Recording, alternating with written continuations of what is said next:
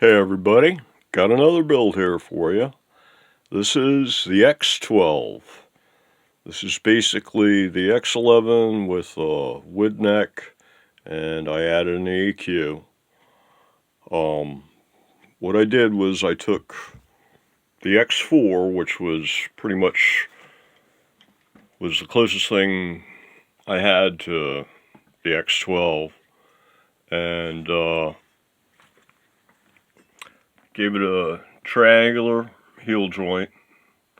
It already had the trapezoid profile on the neck. It used to have like a sculpted 4-bolt bolt-on heel type joint, and so it got the triangular heel joint, and I replaced the V-bars with the single swing arm bar that uses 2 hole positions, just like on the X11.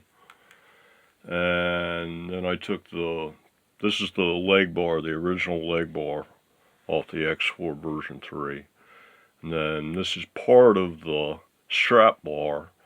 I cut it to length and used it to extend the body in order to mount the EQ. It also has a high dollar kill switch on it, and battery box is right back here, and it also has an on-off switch for the entire guitar. The EQ is 7-band, and it has true bypass, so you don't actually need an EQ or a battery in order to run this thing as a passive quad rail humbucker.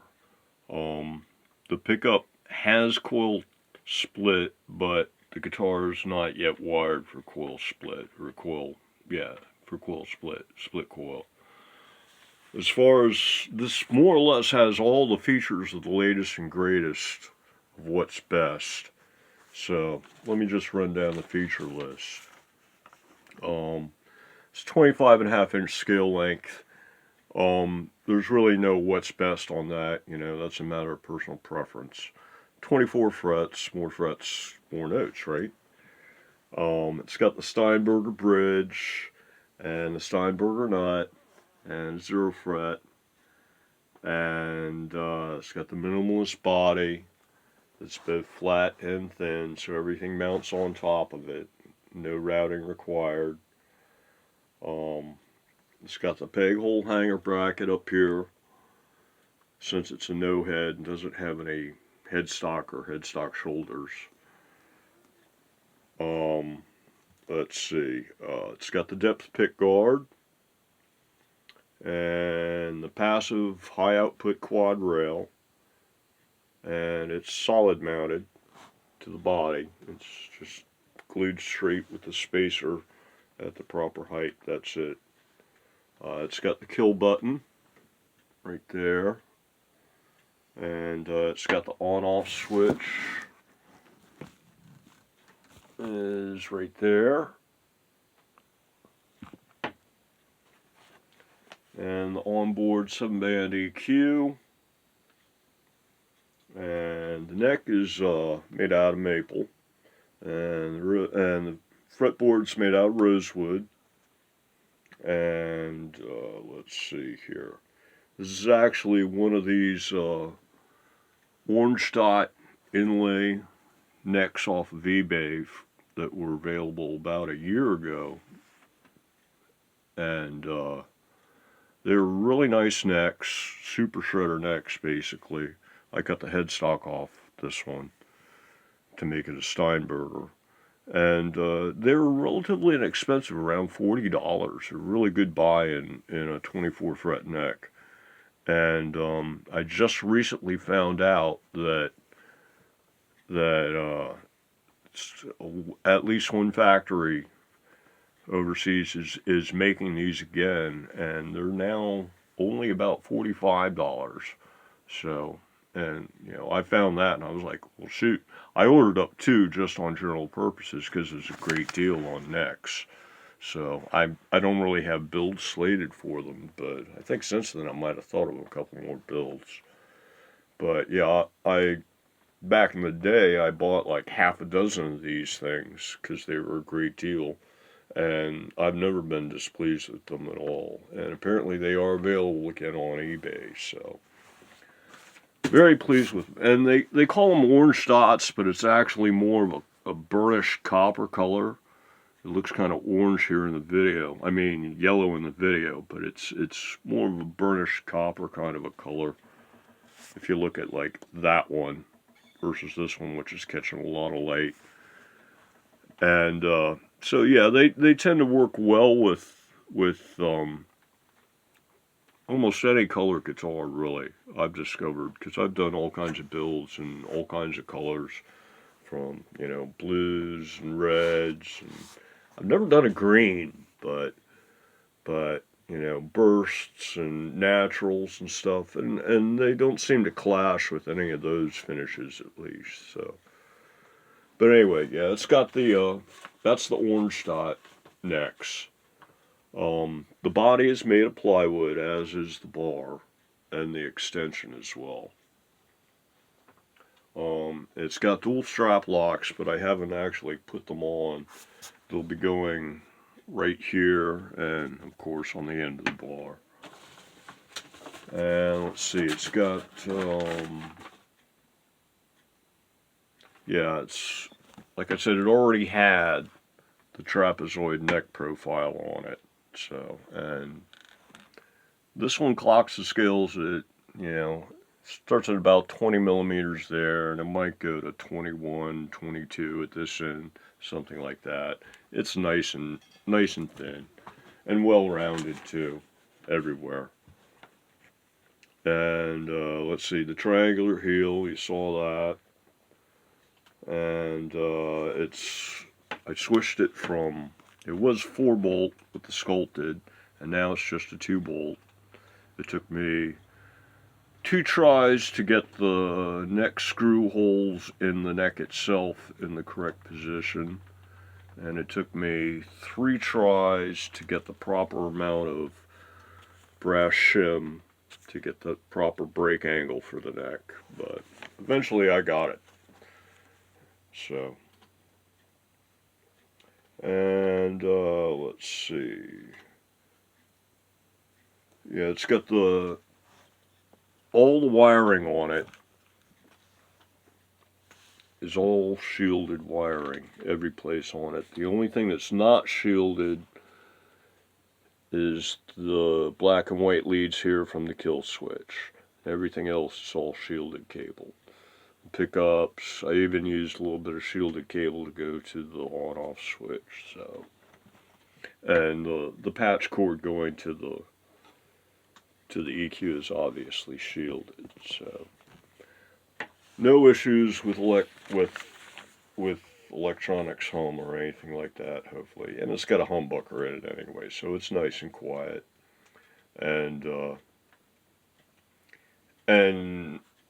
that way you also don't have to worry about putting like shielding in a cavity, an electronics cavity or something. First of all, there's no cavity to shield. You'd be taking foil or whatever and wrapping it around your wiring harness, more or less. But that's what the shielded cable does for you. So, yeah, so it uses shielded cable everywhere in order to handle any kind of EM interference. And it runs nice and clean. It's got beautiful tone. And this is a true bypass, so you don't even need a battery in it or anything, and you can just run the humbucker by itself. Or you can put the battery in and then get full EQ with it. So, and as far as like improvements, really this pretty much is it. The only improvements I can think are, adding more pickups to get different voicings, but it's a matter of, you can get pretty much, assuming that you can use these two together to get pretty much any tone, because you can set this thing so it sounds like a single coil or a middle pickup single coil or whatever you want, more or less. this would do it all, you know, say for like session work. But if you want to be able to switch live between specific tones, then about the best you could do would be multiple pickup positions with multiple EQs and that kind of thing. And then, so that would be one thing that you could change. You could change it, you could do this in either a Gibson or a Fender scale length, and then you can do it with pretty much any kind of body shape you want, you know, as long as it's not so outrageous that you can't even hold the thing.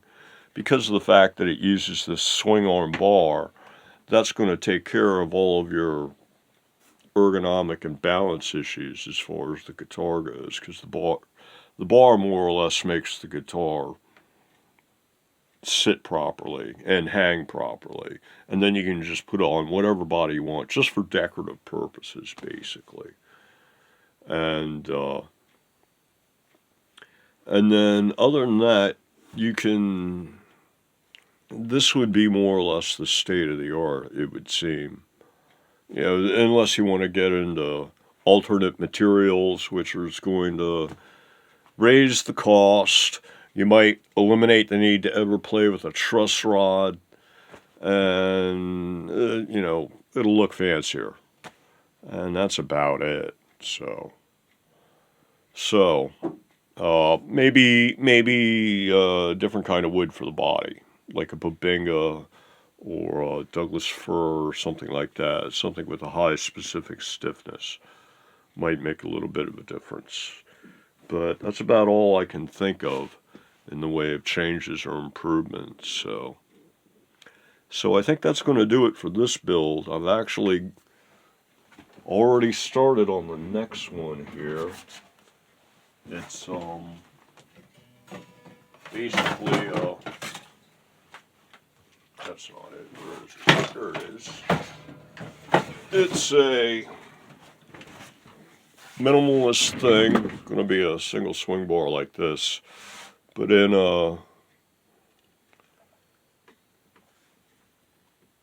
a Gibson with a trapeze tailpiece.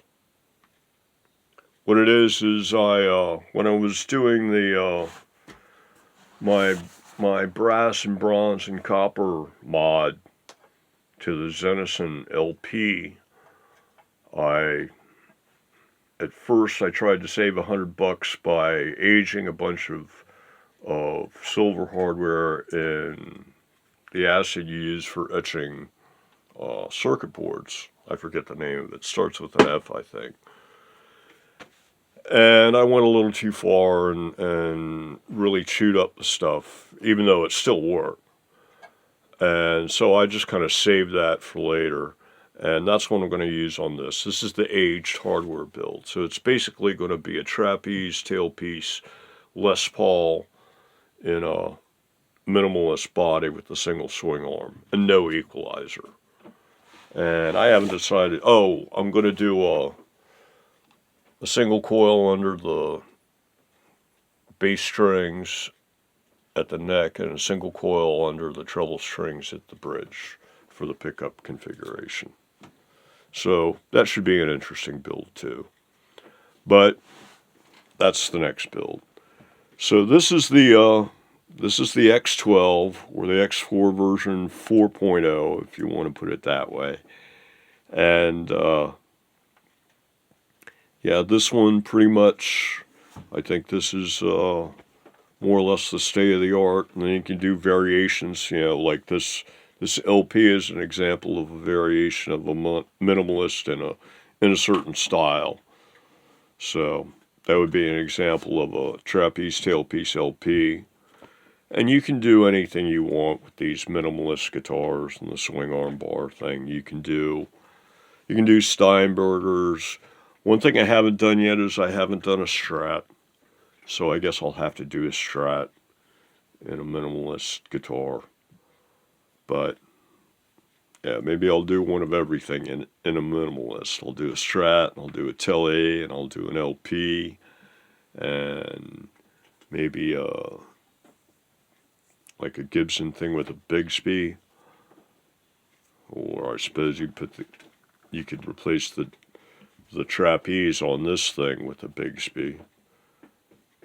So yeah, there's lots of stuff. I mean, you could take this thing, you could make a flat body like this that was the same shape as an LP. You put a Bigsby and all the LP hardware on it, and you basically have an LP. You'd probably want to get a Gibson neck for it. This is a Fender neck, so that way you'd get your Gibson scale length. Or you could just move. No, yeah, you'd have to get a Gibson neck. So, and that way you would have basically a minimalist LP, and it would have, you know, awesome ergonomics, and it'd probably have 99% of the same tone that it would have if you put it in a regular LP body. So there you go. And you could probably pull it off for 4 pounds or less. Heck, probably just the neck alone on regular LP weighs 4 pounds. But anyway, until the next build, everybody have a good one.